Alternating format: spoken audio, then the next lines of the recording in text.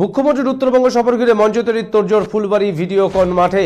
আসন্ন লোকসভা নির্বাচনে নির্ঘণ্ট ঘোষণা না হলেও নির্বাচনকে ঘিরে ইতিমধ্যেই ময়দানে ঝাঁপিয়ে পড়েছে সমস্ত রাজনৈতিক দলগুলি।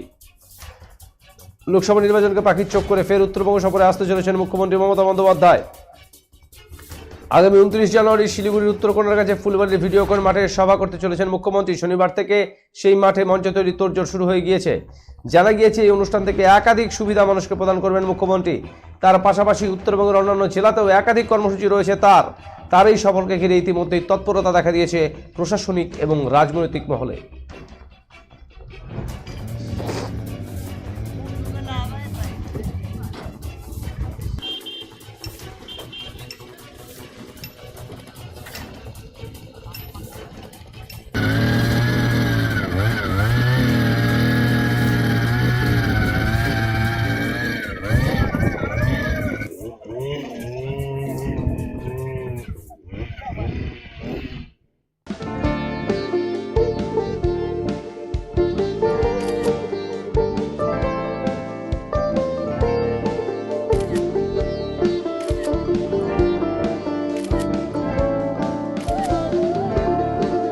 Yeah, ma'am. Shot ready. Just 1 second, huh?